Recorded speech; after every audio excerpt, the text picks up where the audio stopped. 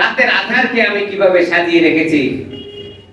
রাত্রে আপনি তাকান আকাশের দিকে, দেখবেন কিভাবে আল্লাহ তাআলা সাজিয়ে রেখেছেন সেখানে। সূরাতুস সাফফাত 37 নম্বর সূরা 6 নম্বর আয়াতে আল্লাহ তাআলা শোনান, রব্বে কারীম বলেন, ইন্না যায়্যানাস সামাআদ দুনিয়া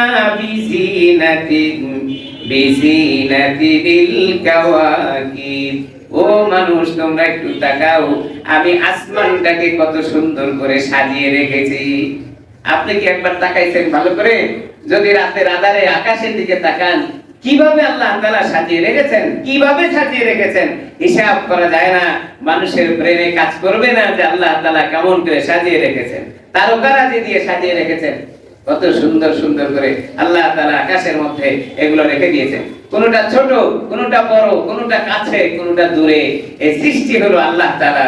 মানুষ আল্লাহ তাআলাকে চিনতে চায় না।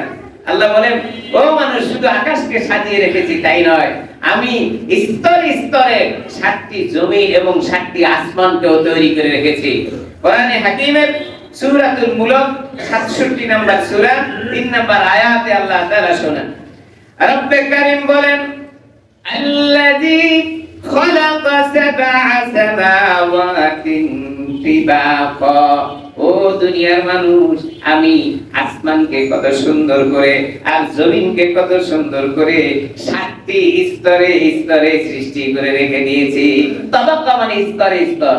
আমরা মনে করে থাকি আসমান শুধুমাত্র আমাদের সামনে দেখা যায় এটা না, আসমান 7টি, আমাদের মাথার উপরে দিলে দেখা যায় এটা প্রথম আসমান, এরপরে বাকি আরো 6টি আসমান আল্লাহ তাআলা রেখে দিয়েছেন। সুবহানাল্লাহ।